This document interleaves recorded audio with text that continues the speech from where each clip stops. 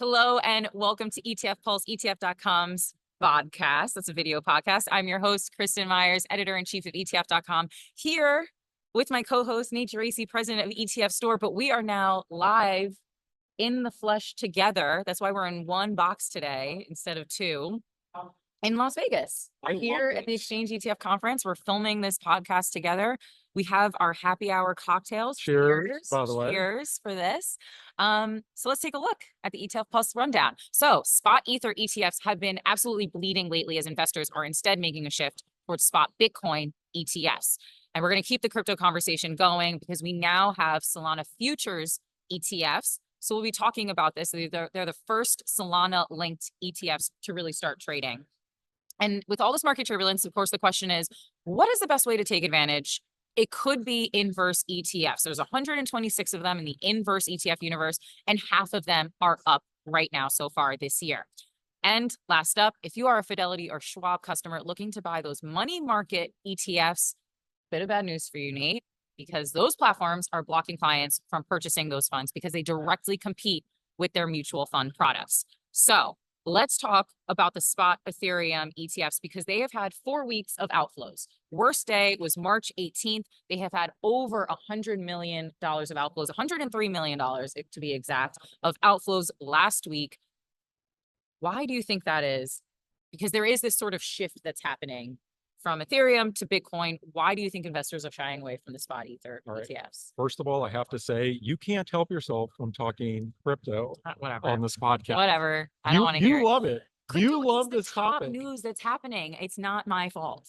I love this. You know that this is a topic that I'm passionate about. Yeah, near and dear to your heart. So Maybe you're rubbing off on me. I feel like I'm rubbing off on you. Okay, so spot Ether ETF outflows. Spot Ether ETF demand, it's been muted compared to spot Bitcoin ETFs, right? Going back to the launch. Part of that is because spot Ether ETFs don't currently offer staking. And so I think that's limited the demand a little bit. I think spot Bitcoin ETFs sucked a lot of the oxygen out of the room because they launched first. And so I think investors who wanted to allocate to crypto, they did it through spot Bitcoin ETFs. Ether quite wasn't as attractive to them. But here's what's interesting.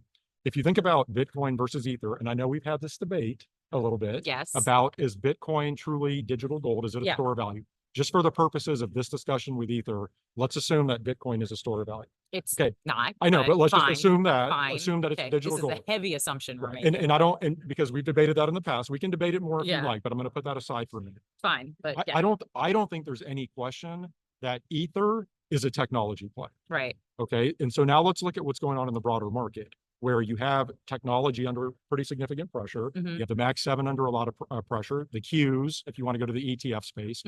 I think investors view Ether as a technology play. And so if you have a broader tech sell-off, you're going to see that reflected in Ether. You can't think of Ether in the same way you think of Bitcoin. Okay, so then, great. So if we're now thinking about Ether and then therefore these spot Ether ETFs as a technology play, that doesn't really spell good news then for those investors in 2025, especially are you making a market prediction here? How do we know that? Not a market prediction, but okay, but we have the Fed right now holding rates steady. They are still saying that they're going to have 2 rate cuts. We already know that rate cuts very much support these high growth names, tech, it supports tech, but we've had a lot of pressure on tech so far. I'm not willing to make that prediction. So I would agree with you that another possible bet. The landscape clearly in the markets has changed a little bit. That I will agree to, but I'm not ready to say that tech is going to have a massive further down move from where we're at now. It's not that it can't. I'm just not sure that I'm willing to go and say that's going to happen. For sure. So here's, okay, fine. That's fine. So we won't have, I'm not saying that there will be a big sell-off, but I will say that I think that the sector has experienced pressure and that the pressure is likely to continue. And if it does, then therefore, ipso facto, is that even a phrase? I don't know. Did you make that up? I don't know if I made it. I think I might have made that up. But therefore, right, if the spot Ethereum ETFs or if Ether is a technology play, if we're seeing tech under pressure this year, and it's anticipated that tech will be under pressure this year, then we're therefore going to experience the pressure on those spot Ethereum. I think that logic makes sense. The only caveat that I would have there is that crypto adoption overall among advisors is still in its very early stages. Right. Okay. And so what you could have is you could have advisors in particular, but also just broader mainstream investors who haven't allocated to crypto, Mhm. they might say, hey, I want some allocation. And that may cause them to go into, say, the spot Ether ETFs. And maybe Okay. that's a catalyst. I'm reaching a little bit, but I could see that offering some demand to the space.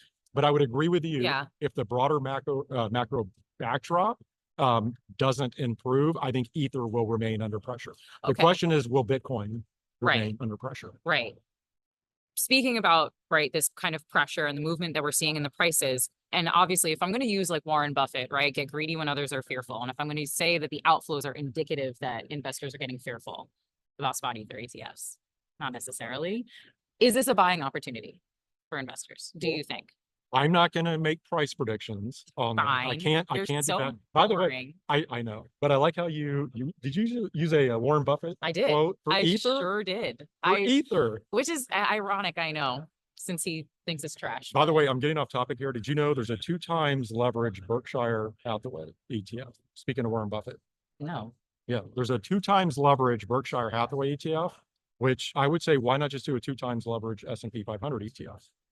Because they're very similar. They're This is basically like a very, this is like a, I don't know what the opposite of call back is, a call out or future call, because we will be talking about leverage inverse. Okay, later. I'm getting us off topic. Yeah. So so what's your question on? Is this a buying opportunity? We are seeing a bunch of outflows, 4 Okay. weeks of straight outflows for spot Ethereum. Clearly investors are favoring the spot Bitcoin ETFs. We've seen the rebound in spot Bitcoin prices. Is this a buying opportunity, especially if we continue to see tech under pressure, and we therefore continue to see spot Ether under pressure? No, I think your thesis has to be that technology is going to come back in vogue, and that the Fed is going to drop rates. The economic backdrop's going to be okay, and that'll be overall supportive of the economy and technology. If that's not your just high level thesis without getting into the details, then no, I would say it's not a buying opportunity for Ether. You're such a Bitcoin evangelist, and it shows. I'm just, okay, let's talk Bitcoin just briefly before we move on. Okay. So I think Bitcoin is interesting because that's one where if the macro backdrop does turn much more negative, Right. I'm very curious, and I know we've talked about this, to see what happens with Bitcoin. I can't wait to see how this plays out. And this is a good callback to either last week's episode or the episode before. So if you haven't watched it, go back, because we debate about this. It all hinges on whether you think Bitcoin is a store of value and if you think of it as digital gold. Because if you do, then you therefore should see those Bitcoin and spot Bitcoin ETFs really rising as we continue to see that kind of turbulence in the market. Yeah, and I bring that up in the context. It should be like an asset like we see gold. Right, and that's what I think is very interesting about this story, because talking about Ether ETFs, I think that's clearly a technology play. There are a lot of investors that would say Bitcoin is the same thing. Right? It's a technology play? Right. I'm saying I don't necessarily agree with that, but there are a lot of investors that would try to make that case. And so I think, again, this is showtime. Yeah. Is there going to be a divergence between the two? So I think that's something we'll have to continue to watch. It won't be in next week's episode, I promise you. Because you have to take a break from crypto. On crypto. All right. You can't help yourself. I'm calling it now. We're in Vegas. We can make a bet. And I know you can make this bet go in your favor. I think you're going to have a crypto topic on next week. You're not going to be able to help it. Something may come like out of this conference, out of this week, that's going to force you to talk crypto. We'll see. Well, we're going to continue to keep talking about crypto right now, at least in this episode, because Solana futures ETFs dropped. 2 of them. There was SOLZ, SOLZ, and SOLT, which is a 2 times leveraged Solana ETF. It started trading on Thursday. That was March 20th, so just a couple of days ago now. And it is the first Solana linked ETF, I believe. Yes. And I mean, it really, I think what a lot of folks are really kind of seeing about this is from Volatility Shares. Yes. This really, I think, is a signal. I think people are reading this, and I'm wondering if you're reading this. It really is a signal that, yes, we are definitely going to be seeing the Solana ETF coming, because clearly the SEC views this as a commodity. Therefore, definitely going to have an approval. Yeah, that's how I read it, I think, without a doubt. But there's a couple key points here. So if you go back to how spot Bitcoin and spot Ether ETFs ultimately came to market, we had futures-based ETFs first, right? Everybody knows that. And that was something that the previous SEC required.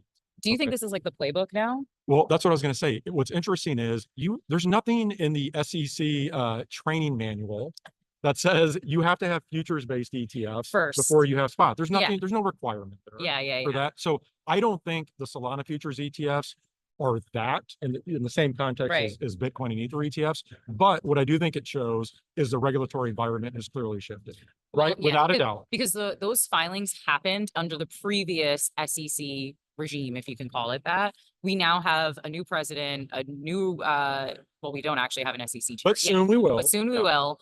It's already believed that they are crypto friendly. So this actually, this might be a step that we might not even see from Well, yeah. future crypto ETFs. I mean, Kristin, if we go back 6 months ago, there a Solana futures ETF, like everybody said, there's no way we're going to see that Yeah, anytime soon. Yeah. So we now have that. There's a bunch of filings out there. We have Solana ETF filings. We've talked about this. XRP, Yeah. Litecoin, tons of Dogecoin. altcoins that are coming out. Right. And so I think the way to read this, there's two things that I would say. One, I give credit to Volatility Shares for paving this path, the Right. first to market. I don't expect a lot of demand out of these products. There will be some for investors who want to play the leveraged aspect here. Mhm. But in terms of like massive inflows, I don't think we're going to see that. The reason why is because I expect spot Solana ETFs to not be too much longer behind. And that will take up the Yeah. lion's share of the demand. Because for this product, investors yeah. want the real thing. Yeah. Right. And futures, while they do a decent job, they're not perfect. So I think that most investors, if they want an allocation to Solana, they're going to wait till actually spot Solana ETFs are on the market. And then the other thing we have Alright. I'll say this too, going back to the spot Ether ETFs and the demand there, I would put certainly Solana in the same category as Ether, and that this is a technology play. And so think about what you were just talking about. Yeah. It's launching at the same time here. Mhm. It's going to fight the same macro Yeah, the same headwinds, battles, yeah. right? And so the timing of this launch may not be the greatest, but I think it's a positive overall, just in terms of what we were talking about in this regulatory shift. And I think where crypto is going long term, Mhm. right? This is the further mainstreaming of crypto. And with that, the conversation on crypto is over for this episode. We'll see about that. of ETF Pulse.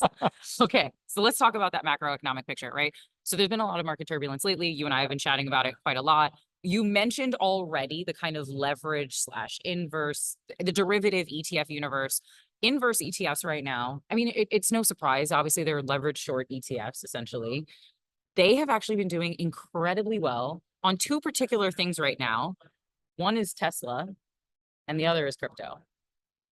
I guess I brought crypto up again, but I know. No, it was like 2 minutes. I know. There's a micro strategy short ETF that has been doing incredibly well, but even broad market inverse ETFs have continued to do very, very well. The entire derivative ETF universe kind of raked in like over $40 billion in 2024. But we've now obviously, but this was at a time when markets were doing incredibly well. Right. And now we're not in that universe. I don't know. I wonder, I mean, because you are an advisor, like I don't know if what you're seeing or hearing, at least from clients when they talk to you about, you know, what they want in their portfolios, if there's like this appetite. Have you seen an increased appetite for more the leveraged inverse, like the kind of trading type of products? It's a great question. I would suggest that most advisors do not use leverage products. Well, no. Okay. Like unless you're running some sort of tactical strategy where you're darting in and out of the markets. I think these products are much more retail oriented. Right. And I want to make a couple points here. So for you to trade at 2 a.m. Correct. So one, you can trade at 2 a.m. We're here in Vegas, right? Yes. And what happens in Vegas? Well, yes, things gambling. The house always wins. Okay. So here's why I bring that up. Okay. So we're talking about inverse leveraged ETFs here. Obviously, there are just regular leveraged products. Issuers of these are in a great situation. I was gonna say, who's the house? The issuer? It's the issuer, because no matter which way the market moves, they can capture, they're going to have a product set, right, that may be able to capture that move. Interestingly, I don't know if you saw this, Direction, they filed for something like 71 leveraged products the last couple of weeks. So what that tells me is issuers, clearly Direction's one of the top leveraged ETF issuers. TSLA is a Direction. Yep. Tesla. Yeah. So they see this. Leverage ETF. Yeah. I think that what these issuers want to see is the type of market environment that we have seen to start the year, right? They want volatility. Yeah. The more volatility you have, the more retail investors are going to jump in and try to, play those products. So unfortunately, I think you have some, again, very smart institutional investors who like to use these products. But I think they're much more geared towards retail. And then you have a subset of that's degenerate gamblers. They can't help themselves from dabbling in these products. What if I told you I've held on to an NVIDIA leverage ETF for like a year? You haven't really done that, have you? No, maybe. Are you familiar with the daily reset of these products and compounding effects? So ETF education, everybody. Make sure you know how your products work. I'm kidding. I'm kidding. But sometimes I see the gains of like an NVDL and you think, man, Well, you you know, would have been up 150% today. and that's what, Or like, let's say 2-3 days, right? You don't have to, you don't have to move in and out in a 24-hour span, but you need to, oh yeah. but you bring up a really good point when you talk about those returns, because these products are very attractive Yeah. to, again, retail investors when they see those types of Yeah. returns. And I go back to, I know everybody wants to forget it, but go back to the pandemic time frame. And that's where a lot of these animal spirits and investors just wanting to dabble, whether it be crypto or leverage products, really took off. Okay. Yeah. And what I wonder, I think is a broader question, and I'm getting off topic here a little bit, is especially younger retail investors, can they be satisfied with just annual returns? Right? No, but that actually is a very, very good question. And I think is fueling some of the movements that we do see in the market, even in the ETF space right now, because for a lot of retail investors, they have only ever known a market environment that went from strength to strength, right? They only have ever known a market that went up, even in brief down days, or, they've only ever known a market that gave them not just returns, but really big returns, right? Because the prevailing wisdom is that the market returns on average are 10% a year. That's what you always hear. It's a 10% return every single year in the market at scale. But I mean, then you have years, and we've had a lot of them lately, where your returns in the market is 30%. And that's just the broad market. And Yeah, now add leverage. And then if you were, and forget even actually before even stepping into leverage, if you were in tech, you were up 70% for the year. And then if you add on top of that, something like if you were in Bitcoin last year, you were up just less than 150% because of the moves that were made, right? When Bitcoin topped over $100,000. And then if you add leverage on top of that, I mean, now we're talking about returns that are in excess of 100%. But you know how this plays out longer term. So you may capture those returns in the short term, but it's like, again, here on the casino floor in Vegas, most people by the end of the night, they're leaving with not a lot of cash in their pockets. People don't know when to leave the table. Right. And so I've actually made a meme on this before, so I think you'll like this. You're a meme maker too? I do a lot of memes. Yeah. If Look at people who follow me on Twitter know that I do a lot of memes. So I have one where it's a little kid coming down a slide. Okay. And the parents at the bottom catching the kid. Okay. So the kid's coming down, and at the bottom, you know what the parent is called? It's Vanguard. Okay. So what happens is people will get in these leveraged ETFs. They're gonna have a bad experience. They're gonna have that big down move. Okay. And Vanguard will be, at some point, they'll see the light. And I use Vanguard as a proxy just for, low cost, passive, scoop up your 10% over a long period of time returns. That's what typically happens. And you know what? There's nothing wrong with that. Like I think a lot of investors, especially younger investors, it's actually a good exercise for them. It's a good learning experience, right? To go, they can experience ups, experience the downs, because they have the time. They have the time to make back some of those. Right. They have exactly. They have the time. And so I think once they go through that and they'll have a bad experience, say in leveraged ETFs, they'll come back at some point and go, you know what? I'll just put my money in low cost. Yeah, they'll put it in IVV, SPLG. Right. Yeah. So for better or worse, I think that's how it plays out. The folly of youth. All right. Let's wrap up. Fidelity and Schwab customers, money market ETFs, I should say. MMKT is one of them. That was the first one. That's Texas Capital's money market ETF. Was the first to market for a money market ETF. And if you are a Fidelity and Schwab customer, they are now blocking client orders because they said that they have this long-standing principle to not offer money market mutual fund competitors on their platforms, which is fine, but these are ETFs and they're blocking them. Now, from my perspective, I think it's that obviously Fidelity and Schwab see the writing on the wall in terms of mutual funds in general, right? And these ETFs are a direct competition to that. But they've seen mutual fund competition in the ETF space before. I'm not sure why this one is such a bugaboo for them. Well, actually, I can see why it's such a bugaboo for them, but yeah, I honestly have a problem with this because I mean, listen, this is the first time you and I are probably in agreement about the free market. Everyone should be able to purchase what they want from a brokerage, and a brokerage should not tell you that you're not allowed to purchase them. But not only that, and that's not to pick on any issuer, both Fidelity and Schwab also offer their own ETFs. Yes, yeah. And I think about Fidelity. So Fidelity, not to bring it back to crypto, but they have a Bitcoin ETF. Mhm. And my point is, a lot of people have made the case, I think, including Fidelity, that the ETF has, and I know some people don't like this term, but democratized access, right? It allows anybody to be able to easily access Right. Bitcoin. And that's what ETFs have been about since their inception, is being able to access or offer access to every asset class, every strategy, every type of investment. And so I don't see why this would be different. Mhm. Now, I think we all know the reason. Clearly here, it's money. And Yes. so, It's Fidelity, always, yeah. well, and you have to think about this. Fidelity and Schwab are massive distribution platforms, right? Mhm. They have trillions of dollars of advisor assets here. And those advisors, they park that money, if it's not invested, into Schwab or Fidelity mutual funds, Yeah. money market funds, right? So these ETFs are in direct competition to that. Yeah. I'm just saying that I think if you have your own ETF lineup and you're a proponent of ETFs overall, I don't like the idea that you're getting into gating access Right. for products. And money market ETFs, you mentioned Texas Capital, that was an innovative product that came to market. Yeah. Then we had BlackRock also BlackRock came in has, with yeah. two. Now we have the Schwab filing. They're going to bring one to market. I just don't like the idea of gating access, especially at big brokerages like this, where you Yeah. have so many advisors and so many investors. Yeah. I wonder if they're going to continue to gatekeep on this, because I was reading an article where they did an interview with an advisor, and the advisor flat out said, I had to sell out of my position because they blocked it, and then it was only sell orders available. He sold out of his position and he had to choose something else for his clients, because for most people, right, they're not going to then, especially if you have a pretty large portfolio, you're not going to close your position down for a money market ETF. Right. I think they're going to get a lot of backlash on Yeah. this. I mean, you mentioned the article. I've seen a couple of articles in the mainstream media.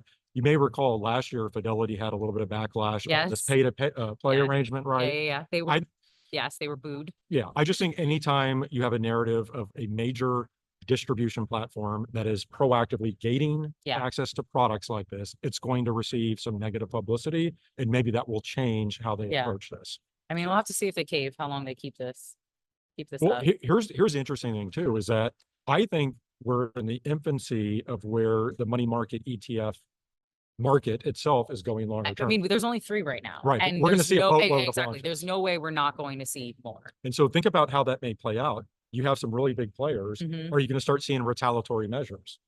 So is Vanguard going to start, blocking access to funds or different Yeah. products? Or where do you draw the line? Yeah. Right. So if, let's say, Fidelity is gating access to the Schwab money market ETF. But they open up their own if they launch one. Right. But I'm saying, where does Yeah. it stop? And why Yeah. not gate access to their, large cap stock ETF?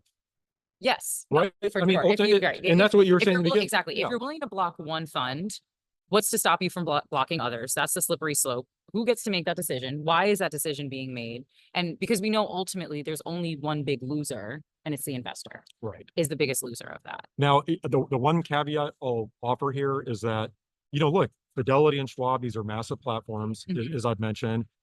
They're clearly for-profit operations. And so this is a competitive environment. And Yeah. so what they're doing here, and some people may not agree with it, is they're leveraging their position Yeah. in the market. Maintaining their business interests. Yes, they're maintaining their business interests, and they certainly have the right to do that.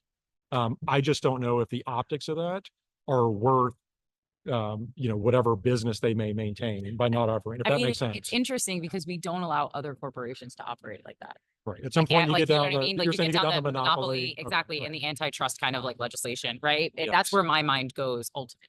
And I don't think we're quite there yet, but you're right. There are some monopolistic, Right. that it starts sending you down that Yeah. process. All Right. right. Well, we'll keep monitoring it, and we'll see if I talk about crypto in next week's episode. This has been ETF Pulse with Nate and Kristin. Thanks so much for watching.